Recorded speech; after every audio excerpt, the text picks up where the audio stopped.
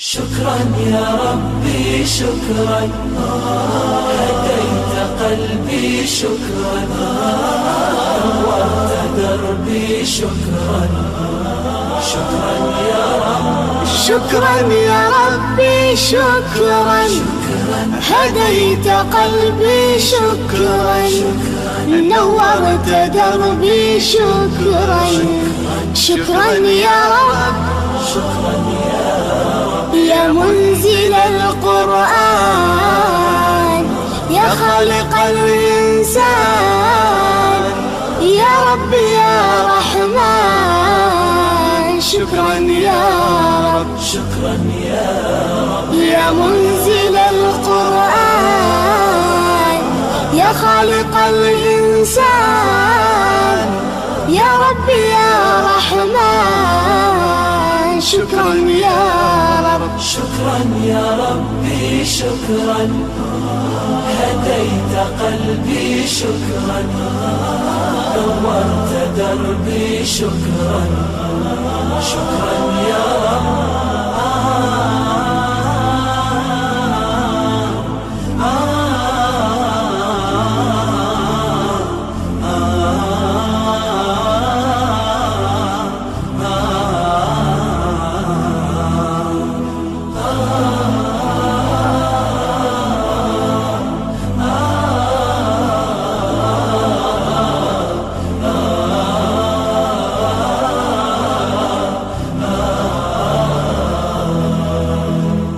شكرا يا ربي شكرا، هديت قلبي شكرا، نورت دربي شكرا. شكرا يا رب، أنا بصلاتي أسلم، وبالسعادة أنعم، أفخر بأني مسلم. شكرا يا رب، شكرا يا رب، يا خالق الأكوان، يا رب يا رحمن، أكرمني بالغفران. شكرا يا رب، شكرا يا رب، يا خالق الأكوان، يا رب يا رحمن، أكرمني بالغفران. شكرا يا رب، شكرا يا ربي شكرا، هديت قلبي شكرا، نورت دربي شكرا. شكرا يا رب،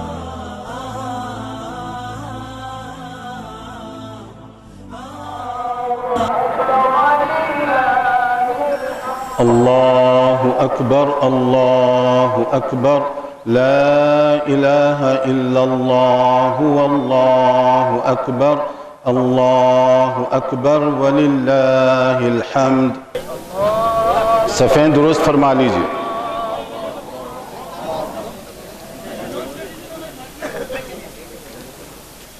دائیں بائیں جانب جو حضرات ٹھہرے ہوئے ہیں وہ بھی اپنی صفیں درست فرما لیں.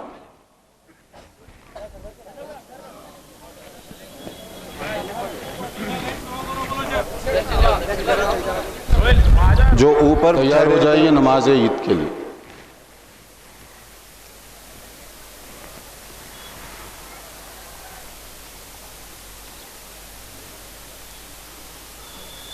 اللہ اکبر.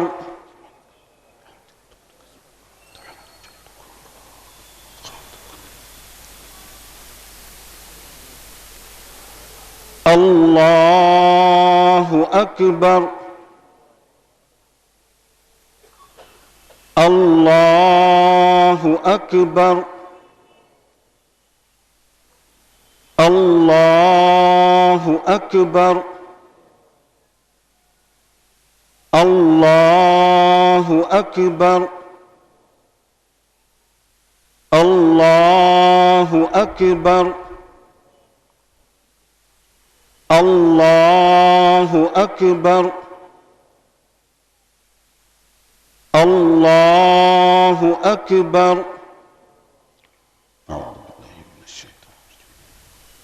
بسم اللہ الرحمن الرحیم. الحمد لله رب العالمين الرحمن الرحيم مالك يوم الدين إياك نعبد وإياك نستعين اهدنا الصراط المستقيم صراط الذين أنعمت عليهم غير المغضوب عليهم ولا الضالين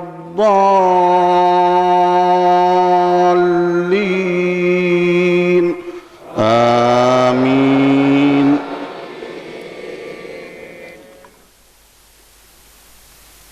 بسم الله. سبح اسم ربك الأعلى الذي خلق فسوى والذي قدر فهدى والذي أخرج المرعى فجعله غثاء أحوى سنقرئك فلا تنسى إلا ما شاء الله إنه يعلم الجهر وما يخفى ونيسرك لليسرى فذكر إن نفعت الذكرى سيذكر من يخشى ويتجنبها الأشقى الذي يصلى النار الكبرى ثم لا يموت فيها ولا يحيا قد أفلح من تزكى وذكر اسم ربه فصلى بل تؤثرون الحياة الدنيا والآخرة خير وأبقى إن هذا لفي الصحف الأولى صحف إبراهيم وموسى. الله أكبر.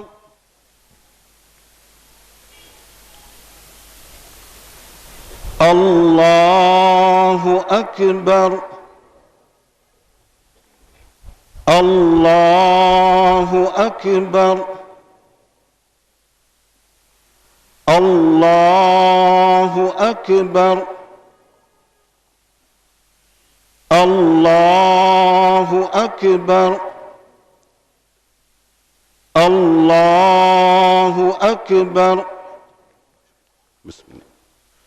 الحمد لله رب العالمين الرحمن الرحيم مالك يوم الدين إياك نعبد وإياك نستعين اهدنا الصراط المستقيم صراط الذين أنعمت عليهم غير المغضوب عليهم ولا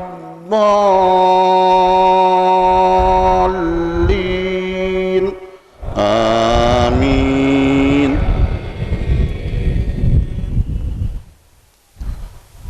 هل أتاك حديث الغاشية وجوه يومئذ خاشعة عاملة ناصبة تصلى نارا حامية تسقى من عين آنية ليس لهم طعام إلا من ضريع لا يسمن ولا يغني من جوع وجوه يومئذ ناعمة لسعيها راضية في جنة عالية لا تسمع فيها لاغية فيها عين جارية فيها سرر مرفوعة وأكواب موضوعة ونمارق مسفوفة وزرابي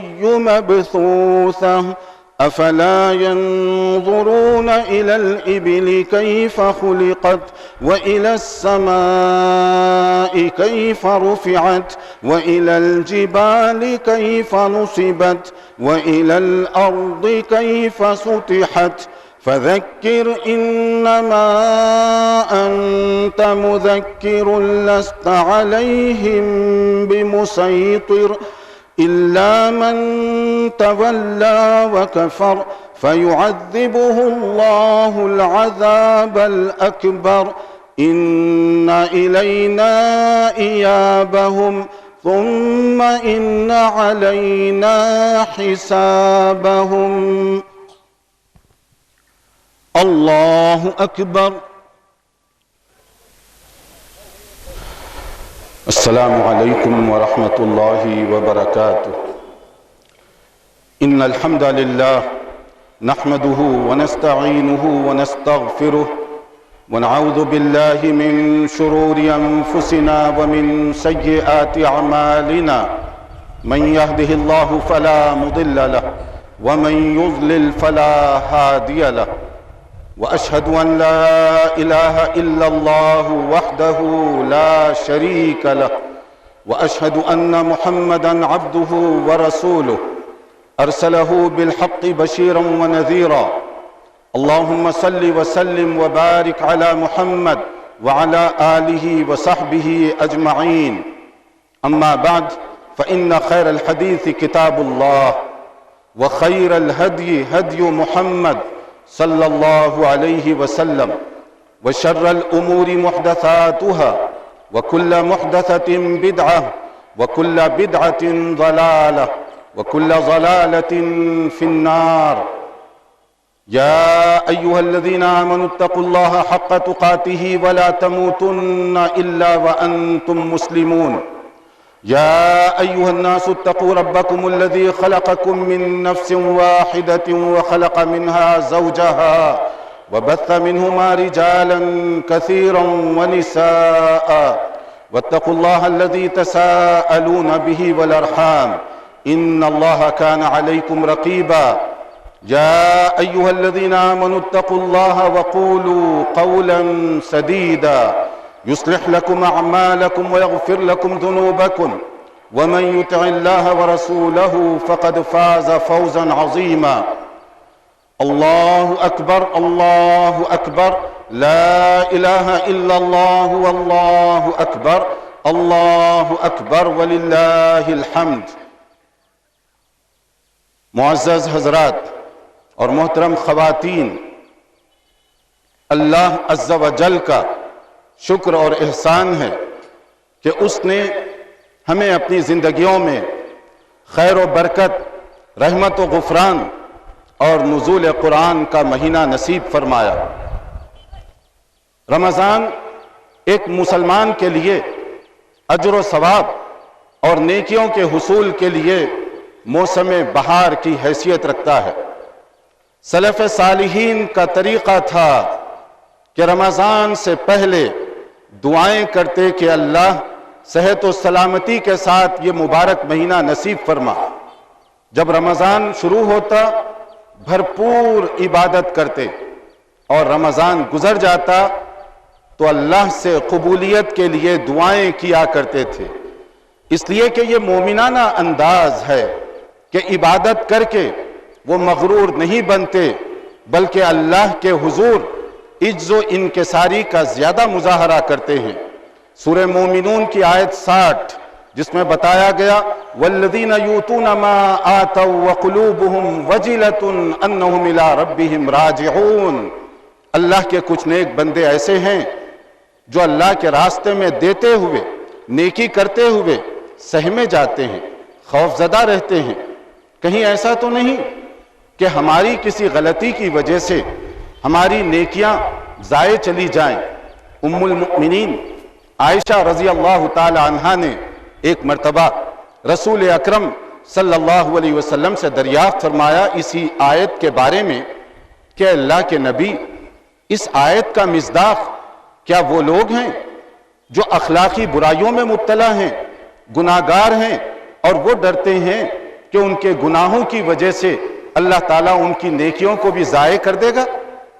نبی رسول اکرم صلی اللہ علیہ وسلم نے فرمایا نہیں اے بنت صدیق، اس آیت سے مراد وہ لوگ ہیں جو نیک، متقی، پرہیزگار مگر عبادت کرتے ہوئے سہمے جاتے ہیں کہ ہماری کسی کوتاہی کی وجہ سے کہیں ہماری نیکیاں ضائع نہ کر دی جائیں۔ اللہ ہماری نیکیوں کو قبول فرمائے، رمضان کی عبادتوں کو مقبول فرمائے۔ ہم سے جو لغزشیں کوتاہیاں ہو گئیں، اللہ اپنے فضل و کرم سے اسے درگزر فرمائے۔ رمضان کا مہینہ یہ تقوی اور پرہیزگاری کا مہینہ ہے، لعلکم تتقون، کہ اس کے ذریعے سے تم متقی بن سکتے ہو۔ تقوی کسی باہر سے اگنے والے پودے کا نام نہیں، تکلف اور آرٹیفیشل انداز کا نام نہیں، تقوی دل اور دماغ کی کیفیت کا نام ہے۔ تقوی وہ شخص جو اپنے دل اور دماغ میں اللہ اور اس کے رسول صلی اللہ علیہ وسلم کی محبت کو بٹھا لے، وہی متقی اور وہی پرہیزگار۔ اس تقوی کا تعلق صرف رمضان سے نہیں کہ رمضان گیا اور تقوی سے ہمارا دامن چھوٹا، نہیں، رمضان میں بھی ہم مومن، شعبان اور شوال میں بھی ہم مسلمان اور مومن، رمضان میں مسجد کے اندر بھی ہم متقی، مسجد کے باہر بھی ہم متقی۔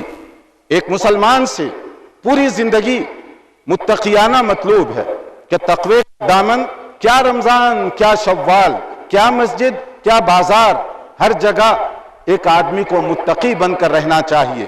سورہ حجر کی آیت 99 جس میں ارشاد باری تعالیٰ ہے وَاعْبُدْ رَبَّكَ حَتَّى يَأْتِيَكَ الْيَقِينَ، کہ تم اس وقت تک اللہ کی بندگی کرتے رہو، کیے جاؤ کیے جاؤ کیے جاؤ، جب تک کہ یقینی امر موت نہ آ جائے۔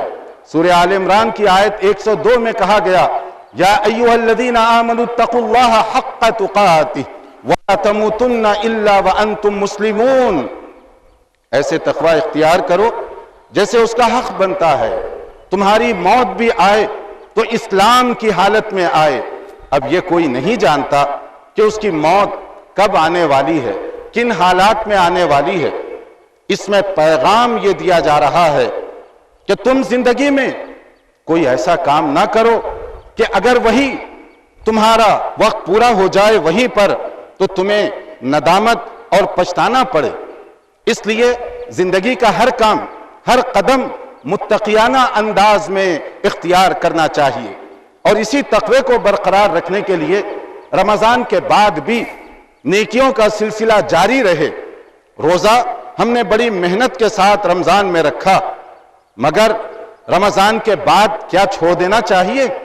نہیں، رسول اکرم صلی اللہ علیہ وسلم ہر ہفتہ منڈے اور تھرسڈے، پیر اور جمعرات کو بھی روزہ رکھا کرتے تھے، ہر مہینے کی 3 دن روزہ رکھا کرتے، اور خاص طور پر شوال کے 6 روزوں کے بارے میں فرمایا گیا، صحیح مسلم کی حدیث ہے من صام رمضان ثم اتبعہ 6 من شوال کان کصیام الدہر، جو رمضان کے روزے رکھنے کے بعد شوال کے 6 روزے رکھے، گویا اجر و ثواب کے اعتبار سے اس نے سال بھر روزہ رکھا۔ اللہ کے خزانوں میں کوئی کمی نہیں، اور یہ روزہ بھی مسلسل بھی رکھا جا سکتا ہے عید کے بعد، اور پورے مہینے میں تقسیم کر کے بھی رکھا جا سکتا ہے، کیونکہ دین میں کوئی تنگی نہیں، کوئی شدت نہیں۔ رمضان ہی کے پیراگراف میں قرآن کریم میں سورہ بقرہ میں جو بات بتائی گئی یرید اللہ بکم اليسر ولا یرید بکم العسر، اللہ تعالیٰ چاہتے ہیں کہ ہم سب کے ساتھ نرمی، سہولت اور آسانی کا معاملہ اختیار کیا جائے، نہ کہ تنگی، شدت اور انتہا پسندی کا، کیونکہ دین میں انتہا پسندی، شدت، ایکسٹریمزم، اس کا کوئی مقام نہیں ہے۔ عبادات کے مسئلے میں بھی اسی اصول کو سامنے رکھا گیا ہے، مگر آج کتنے افسوس کی بات ہے کہ وہ دین جس کی بنیاد سہولت پر، آسانی پر، یسر پر رکھی گئی، رسول اکرم صلی اللہ علیہ وسلم کا یہ معمول بتایا گیا ما خیر النبی صلی اللہ علیہ وسلم بین امرین الا اختار ایسرہما ما لم یکن اثما، رسول اکرم صلی اللہ علیہ وسلم کو اگر 2 چیزوں کا آپشن اختیار دیا جاتا تو آپ وہ اختیار فرماتے جو آسان ہو، تاکہ امت کو تنگی اور مشکل میں نہ ڈالیں۔ اور نبی رحمت صلی اللہ علیہ وسلم اپنے صحابہ کرام کو مختلف علاقوں میں جب بھیجتے جو تاکید فرماتے، ان میں سے ایک آپ کی ہدایت ہوا کرتی، یسرا ولا تعسرا بشرا ولا تنفرا، آسانی پیدا کرو، تنگی میں نہ ڈالو لوگوں کو، خوشخبری اور بشارت دینے والے بنو، نفرت پیدا کرنے والے اور سختی کا پرچار کرنے والے نہ بنو۔ یہ رسول رحمت صلی اللہ علیہ وسلم کا انداز۔ مگر کتنے تعجب کی بات کہ بعض اصطلاحات، ٹرمینالوجیز کا بڑا بے باکانہ غلط طریقے سے استعمال کیا گیا، کرنے والے بعض مسلمان بھی ہیں اور بعض غیر مسلم بھی ہیں۔ عجیب و غریب اصطلاحات کا استعمال، کہ اصطلاحات اس کا بیک گراؤنڈ اس کو سمجھنا بہت ضروری ہے۔ مثلا جہاد، کب کس کے خلاف کن شرائط کے ساتھ جہاد ہوتا ہے؟ شریعت کیا ہے؟ شریعت کو سمجھنے کا پیمانہ اور معیار کیا رکھا گیا ہے؟ میری سمجھ، آپ کی سمجھ، مولوی کی سمجھ، یا سڑک پر چل کسی عام لیڈر کی سمجھ؟ نہیں، قرآن و سنت معیار حق و باطل ہے، اس کو دیکھنا ہوگا۔ اس کو نہ دیکھنے کی نتیجے میں آج کیا ہو رہا ہے؟ لوگ فتویٰ پوچھتے ہیں انٹرنیٹ پر جا کر مسٹر گوگل سے، لوگ معلوم کرنا چاہتے ہیں ویب سائٹ پر جا کر کیا کریں کیا نہ کریں۔ علماء ربانی کے ساتھ معتبر علماء سے رجوع کرنے کے بجائے جس کا نتیجہ کیا ہو رہا ہے؟ جہاد کے نام پر وہ حرکتیں کی جا رہی ہیں جس کا جہاد سے شریعت اسلامیہ میں کوئی تعلق نہیں۔ جہاد آپ اپنی مرضی سے نہیں کریں گے، جہاد جب چاہے اور جس طرح سے چاہے یہ نہیں کیا جائے گا۔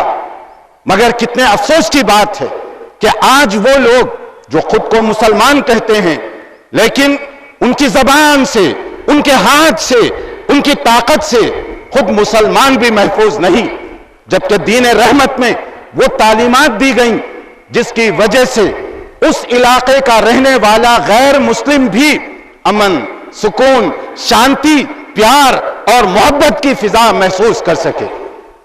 صحابہ کرام کا اسلوب دیکھیے، اپنے گھر میں اگر اچھا کھانا پک رہا ہے پوچھتے ہیں ہمارے غیر مسلم پڑوسی کو اس کا حصہ گیا یا نہیں گیا، خود بعد میں کھائیں گے، غیر مسلم کو پہلے دینے کی کوشش کی جا رہی ہے۔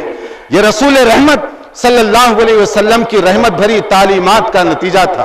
مگر آج کتنے ایسے لوگ ہیں جن کی زبان اور جن کے بیان سے، جن کے ہاتھ اور جن کی طاقت سے خود مسلمان بھی محفوظ نہیں رہ سکے۔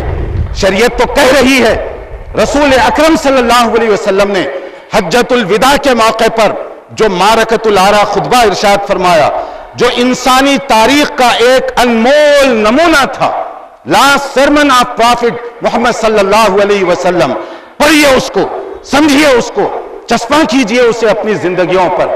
آپ نے فرمایا ان دماءکم واموالکم واعراضکم حرام علیکم کحرمت یومکم ھذا وفی بلدکم ھذا وفی شہرکم ھذا، خبردار، تمہارا خون، تمہاری دولت، تمہاری عزت محترم ہے، آنریبل ہے، ریسپیکٹڈ ہے، کوئی اس کی بے حرمتی نہ کرنے پائے۔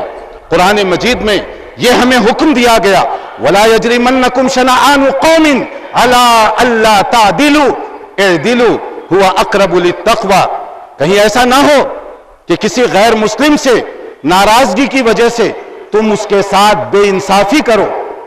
نہیں، غیر مسلم کے ساتھ بھی بے انصافی کرنے کی کسی مسلمان حکمران کو اجازت نہیں دی جا سکتی۔ عدل کرو، انصاف کرو اور انصاف کا معاملہ کرو، یہ ہے شریعت اسلامیہ کا حکم۔ مگر مسلمان، ان کی عزت محفوظ نہیں، ان کا علاقہ محفوظ نہیں، مختلف قسم کے نام، چاہے وہ داعش کا نام لیں، آئسس کا نام لیں، جو اس وقت ایک عجیب و غریب فتنے کی شکل میں رونما ہو چکا ہے۔ لوگ کس کس طریقے سے اس کی آگ کی لپیٹ میں آ رہے ہیں، اور ان کا نشانہ کون ہے؟ اسلام کے نام پر مسلمانوں کا خون بہایا جا رہا ہے، اسلام کے نام پر مسلمانوں کی حرمت پامال کی جا رہی ہے۔ کہاں سے یہ اسلامی تعلیم ہو گئی؟ کس نے اس کا فتویٰ دیا؟ کس نے اس کے بارے میں آپ کو اجازت دی کہ آپ غلط انداز سے اس طرح کا تصرف کریں؟ بلا شک و شبہ یہ کچھ لوگوں کی غلطی، اور اس غلطی کے ساتھ ساتھ میڈیا کا منفی کردار بھی ہے۔ میڈیا آج کل الیکٹرانک میڈیا یا پرنٹ میڈیا متعصبانہ رول ادا کر رہا ہے، خاص طور پر انٹرنیشنل لیول کا میڈیا انتہائی جانبدارانہ برتاؤ۔ کیسے؟ مثلا آپ سڑک پر چل رہے ہیں، ایک مسلمان اس سے کوئی غلطی ہو جائے اور ایکسیڈنٹ کر بیٹھے، دوسرے دن خبر چھپتی ہے ایک مسلمان اس نے یہ حرکت کی، گویا اسلام نے اس کو کہا ہے کہ تم جا کر ایکسیڈنٹ کرو۔ اس کے اسلام، اس کے دین اور اس کے عقیدے کو نمایاں طور پر شائع کیا جا رہا ہے۔ اور اگر وہی حرکت کوئی غیر مسلم کی طرف سے کی جائے تو دوسرے دن جب خبر چھپے گی تو اس کا مذہب نہیں ذکر کیا جائے گا، اس کے عقیدے کا حوالہ نہیں دیا جائے گا، صرف اس کا نام لکھ دیا جائے گا۔ یہ اس وقت میڈیا کا پروپیگنڈا ہے۔ اس لیے بعض واقعات ہم کہہ سکتے ہیں کہ شاید کوئی دین کا سمجھنے والا یہ نہ کرے، مگر اس کا لیبل بھی کسی نہ کسی انداز سے مسلمانوں کے ساتھ لگا دیا جاتا ہے۔ مغربی دنیا میں، یورپ اور امریکہ میں یہ عام سا ہو چلا ہے کہ اگر مسلمان کوئی غلطی کرتا ہوا پکڑا جائے تو اس کو ٹیررسٹ، فنڈامنٹلسٹ اور ریڈیکل، انتہا پسند وغیرہ وغیرہ کے ناموں سے یاد کیا جاتا ہے۔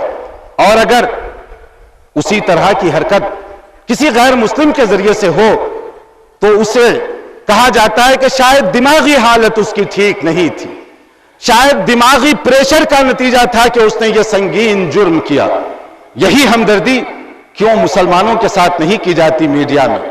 اور بعض لوگوں کو جب پکڑا جائے تو عجیب و غریب انداز سے ان کا نام لیا جاتا ہے، اور جب بے قصور ثابت ہو کر آزاد کر دیے جاتے ہیں تو میڈیا میں عموماً اس کا تذکرہ تک نہیں کیا جاتا۔ تو اس لیے میڈیا سے بھی تھوڑا سا چوکنا رہنے کی ضرورت ہے، اور ہم اسلام کے رکھوالے عمل کے ذریعے سے، اپنے اخلاق کے ذریعے سے، اپنے کردار کے ذریعے سے بنے۔ آپ کا غیر مسلم دوست، بھائی، پارٹنر یہ گواہی دے سکے یہ جو جا رہا ہے اس کے اخلاق کی خوشبو بتا رہی ہے کہ یہ مسلمان ہے، یہ کردار کی عظمت گواہی دے رہی ہے کہ یہ مسلمان ہے۔ ایک غیر مسلم پڑوسی بھوکا نہ سونے پائے، ایک غیر مسلم خاتون ننگے بدن سڑک پر نہ گھومنے پائے، یہ ہم سب کی ذمہ داری ہوگی۔ اگر ہم دین اسلام کے رکھوالے ہیں تو ہمارے لیے ضروری ہے کہ ہم غیر مسلم اپنے پڑوسیوں کا خیال رکھیں، غیر مسلم غریبوں کا خیال رکھیں جیسے مسلمانوں کا ہم خیال رکھتے ہیں۔ دین اسلام یہ تو سراپا رحمت بھرا دین ہے۔ اللہ تعالیٰ نے اس دین کو ساری کائنات کے لیے رحمت بنا کر نازل فرمایا۔ رسول اکرم صلی اللہ علیہ وسلم ساری دنیا کے لیے رحمت بنا کر بھیجے گئے۔ وَمَا أَرْسَلْنَاكَ إِلَّا رَحْمَةً لِّلْعَالَمِينَ، عالمین کے لیے اللہ تعالیٰ نے آپ کو رحمت بنا کر بھیجا۔ قرآن رحمت بنا کر نازل کیا گیا۔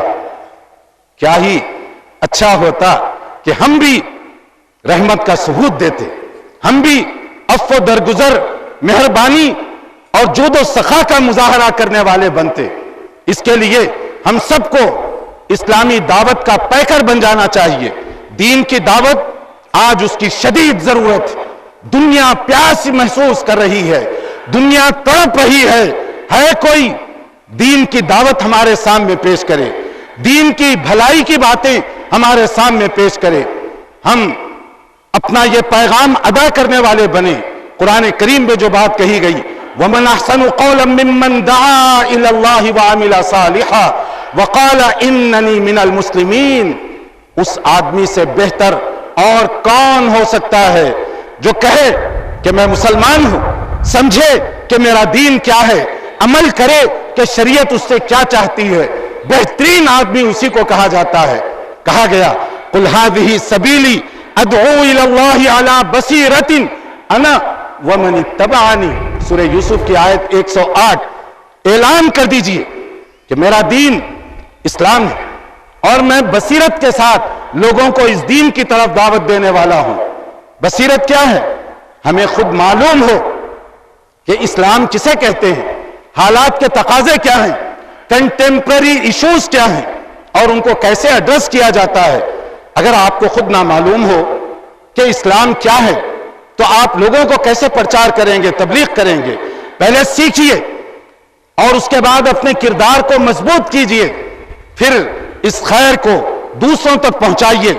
دنیا پیاس محسوس کر رہی ہے، دنیا تڑپ رہی ہے، اور الحمدللہ جو رسول اکرم صلی اللہ علیہ وسلم نے بشارت دی تھی، لا یبقى بیت وبر ولا مدر الا ادخلہ اللہ الاسلام بعز عزیز او ذل ذلیل، روئے زمین پر کوئی پختہ یا کچا مکان ایسا باقی نہیں رہے گا جہاں اسلام کی آواز نہ گونجے، اسلام کی آواز نہ پہنچے۔ اب یہ زمانہ ہے انفارمیشن ٹیکنالوجی کی جو اس میں ترقی ہوئی ہے، اور الحمدللہ انڈیا، ہندوستان آئی ٹی کے شعبے میں دنیا کے اکثر ممالک کو بیٹ کر چکا ہے، بہت آگے بڑھ رہا ہے انڈیا اس کے اندر۔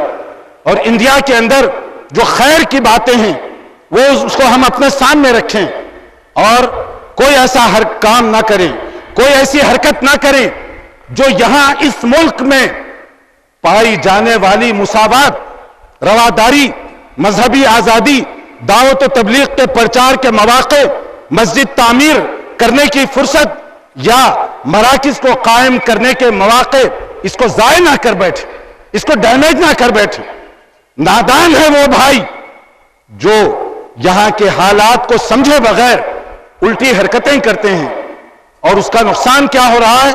دعوت و تبلیغ کے امکانات کو محدود کیا جا رہا ہے، اسلامی مراکز پر پابندی اور قدغن لگائی جا رہی ہے ان نادان دوستوں کی بدترین حرکتوں کی وجہ سے۔ اس لیے یہاں پائے جانے والے جو مواقع ہیں اس سے فائدہ اٹھائیں اور خود بھی دین کو سمجھیے، ورنہ یہ کیا بات ہوئی کہ ہم توحید کی جگہ شرک کو پرموٹ کریں، سنت کے مقابلے میں بدعت کو آگے بڑھائیں، خلوص کے مقابلے میں ریاکاری کو اپنائیں، اور حلال کے مقابلے میں حرام کو ترجیح دینے والے بن جائیں۔ یہ کون سے دین کے ماننے والے ہوئے؟ پڑھیے اس کے لیے قرآن مجید کو، کیونکہ کرائیٹیریا، معیار حق اور باطل کو سمجھنے کا، صحیح اور غلط کے درمیان تمیز کرنے کا اللہ تعالیٰ نے کسی مولوی کو، کسی اسکالر کو، کسی شیخ کو، کسی پیر کو، کسی مرشد کو نہیں بنایا، بلکہ معیار حق و باطل قرآن و سنت۔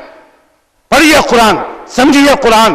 ہدی للناس، یہ کتاب اس لیے نازل کی گئی کہ الناس مینکائنڈ، تمام دنیا کے انسانوں کے لیے کتاب ہدایت ہے۔ یہ صرف مسلمانوں کے لیے نہیں، تمام دنیا کے انسانوں کے لیے اللہ تعالیٰ نے اس کو فرقان کے طور پر نازل فرمایا، کتاب ہدایت کے طور پر نازل فرمایا۔ اس کو کھولیے، اس کو پڑھیے۔ یہی قرآن مجید کی قدر و منزلت۔ احترام قرآن کا مطلب اس کو پڑھنا، اس کو سمجھنا اور اس کے تقاضوں پر عمل کرنا ہے۔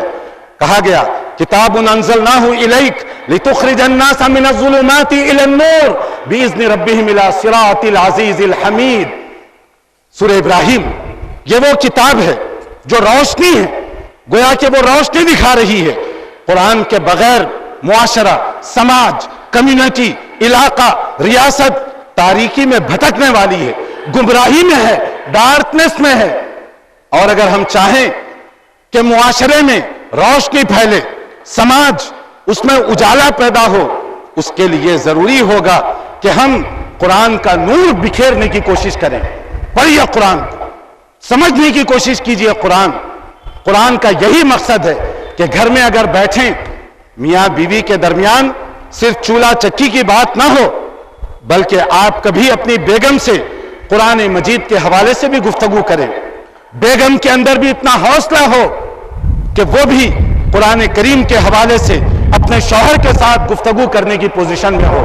آپ ایک حدیث پیش کریں، وہ ایک دعا پیش کرے، آپ ایک آیت پیش کریں، وہ ایک حدیث آپ کو سنائے۔ یہ ماحول گھر کا ہونا چاہیے۔ سوچئے کتنے سعادت مند ہوں گے وہ گھرانے جہاں میاں بیوی، والدین اور اولاد کے درمیان قرآن کے حوالے سے، حدیث رسول صلی اللہ علیہ وسلم کے حوالے سے گفتگو ہو رہی ہو، ورنہ آج ہم نے قرآن مجید کا کیا استعمال کر رکھا ہے۔ ہم نے سمجھا کہ قرآن کا احترام، قرآن کی ریسپیکٹ کا مطلب یہ ہے کہ اسے قیمتی کپڑوں کے جزدان میں لپیٹ کر گھر کی اونچی جگہ رکھ دو، یہ قرآن کا احترام نہیں۔ یا کچھ لوگوں نے یہ سمجھا عدالت میں جا کر جھوٹی گواہی دینے کے لیے قرآن کریم اٹھا کر حلفیہ بیان دو، معلوم ہے کہ میں جھوٹ بولوں گا، پھر بھی قرآن اٹھا کر وہاں پر آپ قسم کھا رہے ہیں، یہ قرآن کا احترام ہے۔ یا کچھ لوگوں نے سمجھا بیماری آ گئی، قرآن کی تعویذ بنا کر اس کے گلے میں لٹکا لو۔ یا کچھ لوگوں نے سمجھا مرنے کے بعد کچھ لوگوں کو جمع کرو تاکہ وہ قرآن ختم کر سکے۔ سوچئے، کیا یہ قرآن کی عزت ہے؟ کیا یہ قرآن کی عظمت ہے؟ جس دل اور دماغ میں قرآن کا نور نہ اترے، وہاں قرآن کی تعویذ لٹکانے سے کیا فائدہ ہوگا؟ جو سینہ قرآن کے اجالے سے محروم ہو، آپ وہاں پر تعویذ لٹکا لیں، اس کو کیا فائدہ ہوگا؟ جو بیٹی قرآنی تعلیمات سے محروم ہو، آپ اسے جہیز میں قرآن دیں گے تو اس کی کہاں سے برکت ہوگی؟ یا جو زندگی میں نہ قرآن پڑھتا رہا، نہ قرآن سمجھتا رہا، نہ قرآن پر عمل کرتا رہا، مرنے کے بعد دوست احباب اگر اس کے لیے قرآن خوانی کی محفل سجائیں، سوچئے اسے کیا فائدہ ہوگا؟ قرآن کا فائدہ اس وقت ہوگا جب ہم پڑھیں، جب ہم سمجھیں، جب ہم اس کے تقاضوں کے مطابق اپنے آپ کو اتارنے کی کوشش کریں۔ قرآن مجید کو کتاب تبرک نہیں، کتاب زندگی بنانے کی کوشش کیجئے، کتاب ہدایت بنانے کی کوشش کیجئے۔ اور اگر ہم چاہیں کہ قرآن کا یہ نور ہر جگہ پھیلے، ہم یہ چاہیں کہ اسلام کا پرچار ہر جگہ پر ہو، لوگ محسوس کر سکیں اسلام کے نام لینے والے امن، شانتی اور سلامتی کے رکھوالے ہوتے ہیں، اس کے لیے ہمیں اتحاد اور اتفاق کا مظاہرہ کرنا ہوگا۔ اپنی صفوں میں یونٹی پیدا کرنے کی کوشش کریں۔ قرآن کریم میں جو اصول پیش کیا گیا وہ ہمارے سامنے ہونا چاہیے۔ وَأَطِيعُوا اللَّهَ وَرَسُولَهُ وَلَا تَنَازَعُوا فَتَفْشَلُوا وَتَذْهَبَ رِيحُكُمْ وَاصْبِرُوا إِنَّ اللَّهَ مَعَ الصَّابِرِينَ۔ پڑھیے سورہ انفال کی آیت 46، سمجھیے اس کے تقاضوں کو کہ اللہ کی فرمانبرداری کرو، رسول اکرم صلی اللہ علیہ وسلم کی اطاعت کرو، اختلافات مت پیدا کرو، نزاع، جھگڑا، لڑائی اس کو اوائڈ کرو، اس سے بچو، ورنہ کیا ہوگا؟ تمہاری ساکھ اکھڑ جائے گی، بے روب ہو کر رہ جاؤ گے، برباد ہو کر رہ جاؤ گے۔ آج اس وقت دنیا کے اندر قرآن و سنت کی دعوت جس تیزی کے ساتھ پھیل رہی ہے، کیا یورپ، کیا امریکہ، کیا کینیڈا، کیا افریقہ، کیا دنیا کے مختلف ممالک، دنیا کی تیز ترین پھیلنے والی دعوت قرآن و سنت کی دعوت ہے۔ ایسا کوئی کام نہ کیجئے، ایسی کوئی بات نہ کیجئے، قرآن و سنت کی بڑھتی ہوئی دعوت اور اس کے دامن کو داغ لگ جائے، اس کے قدموں کو آپ روکنے کا ذریعہ نہ بنیے، نادانی والی حرکتیں نہ کیجئے اس مبارک موقع پر، جبکہ قرآن و سنت کی دعوت پوری دنیا میں عام ہو رہی ہے۔ اس لیے ہمیں اخوت اسلامیہ کا مظاہرہ کرنا چاہیے۔ رسول اکرم صلی اللہ علیہ وسلم نے فرمایا، مثل المؤمنین فی توادہم وتراحمہم وتعاطفہم کمثل الجسد اذا اشتکا منہ عضو تداعی لہ سائر الجسد بالسہر والحمى۔ مسلمانوں کی مثال آپس میں یونٹی میں، اتحاد اور اتفاق میں ایسی ہے جیسے ایک جسم کے مختلف اعضاء، اگرچہ کہ انسانی باڈی میں مختلف آرگنز ہیں، ہاتھ، کان، آنکھ، مختلف جسم کے اعضاء ہیں، ہر ایک کا فنکشن، کردار الگ الگ ہے، مگر سب مل کر اسی جسم کے لیے کام کر رہے ہیں۔ اور یہ ایک جیسے ہونے میں رسول اکرم صلی اللہ علیہ وسلم نے جو مثال دی، بڑی اس کے اندر جامعیت اور بلاغت پائی جاتی ہے۔ ایک جسم، مختلف اعضاء، مگر سب میں اتحاد کیسے ہوتا ہے؟ اگر پاؤں میں کانٹا چبھ جائے، آنسو آنکھوں سے گر پڑتے ہیں، حالانکہ کانٹا آنکھ میں نہیں لگا، کانٹا تو لگا پاؤں میں، مگر جسم کا حق ہے کہ پاؤں میں کانٹا چبھے، آنکھ سے آنسو برس۔ اسلام نے ایسا معاشرہ پیدا کیا، افریقہ کے رہنے والے ایک شخص کے پاؤں میں کانٹا چبھے، ہندوستان کا رہنے والا اس کا درد اپنے دل میں محسوس کرے۔ یہ اسلامی تعلیمات کا نتیجہ ہے۔ اور آج ہم اپنوں سے لڑنے پر اترے ہوئے ہیں، دینی دعوت کو ڈیمیج کرنے کی کوششیں ہو رہی ہیں مختلف جگہوں سے۔ بنیے اسلام کے علم بردار۔ قرآن کریم نے کہا انما المؤمنون اخوہ، کہ مسلمان آپس میں بھائی بھائی ہوتے ہیں۔ اور رسول اللہ صلی اللہ علیہ وسلم نے جو مثال دی، اس مثال کو اپنے سامنے رکھیے۔ مثل المؤمنین، کہ مسلمانوں کی آپس میں مثال ایک جسم کے اعضاء جیسی ہے۔ المؤمن للمؤمن کالبنیان یشد بعضہ بعضا۔ رسول اکرم صلی اللہ علیہ وسلم نے اپنے دست مبارک کو، انگلیوں کو ایک دوسرے میں پیوست کر کے بتایا کہ مسلمانوں کی مثال آپس میں ایسے جڑے ہوئے ہوتی ہے جیسے ایک دیوار اور اس کی مختلف اینٹیں۔ اگر ہر اینٹ چاہے کہ وہ الگ ہو جائے، دیوار کا وجود باقی نہیں رہ سکتا، دیوار قائم نہیں رہ سکتی۔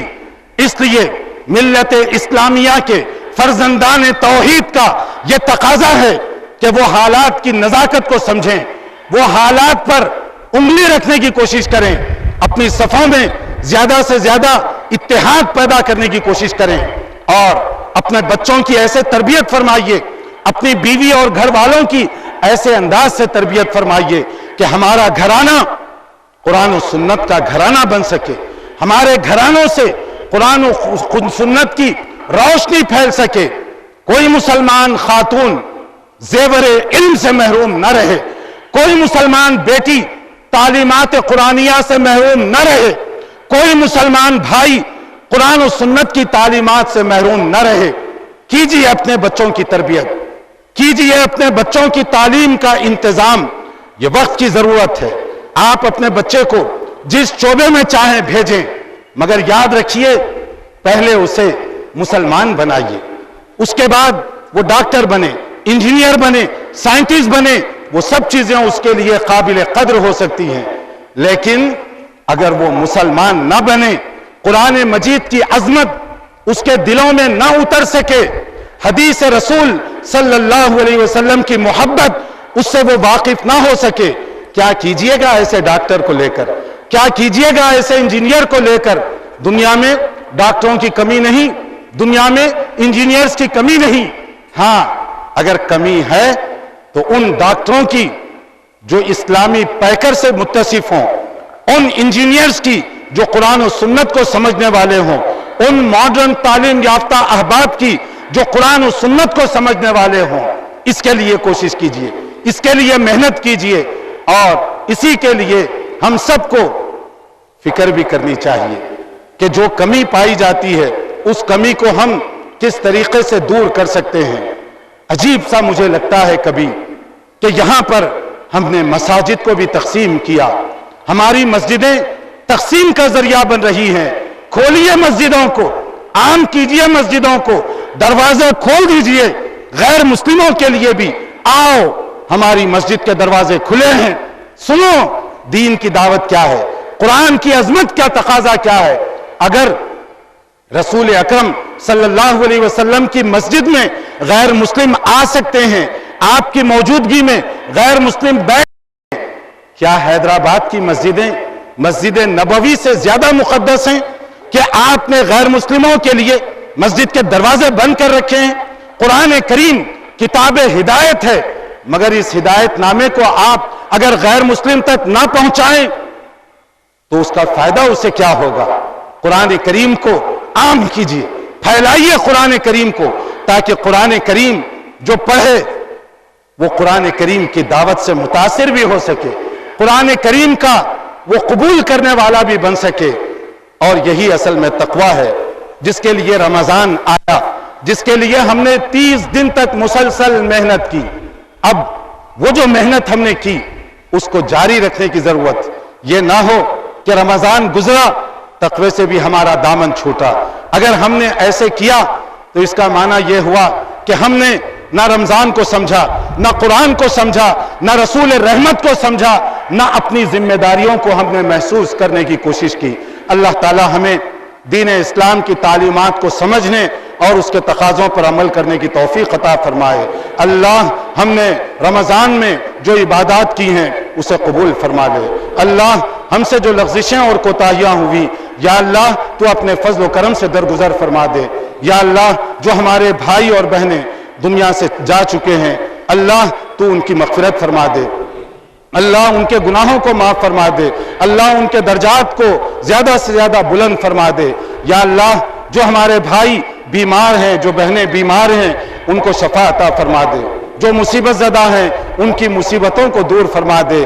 یا اللہ ہمیں اس بات کی توفیق عطا فرما کہ ہم قرآن و سنت کے علمبردار بن سکیں۔ یا اللہ ہمیں قرآن و سنت پر عمل کرنے والا بنا دے۔ یا اللہ ہمیں قرآن و سنت کو پھیلانے والا بنا دے۔ یا اللہ جو بھائی دین اسلام کی دعوت سے محروم ہیں، تو اپنے فضل و کرم سے ان کے لیے ہدایت کے راستے کھول دے۔ یا اللہ انہیں بھی دین سمجھنے کی توفیق عطا فرما دے۔ یا اللہ انہیں بھی قرآن مجید کا پیغام سمجھنے کی توفیق عطا فرمائے۔ اللہم اعز الاسلام والمسلمین، اللہم اعز الاسلام والمسلمین، اللہم اعز الاسلام والمسلمین، اللہم انصر المسلمین فی کل مکان۔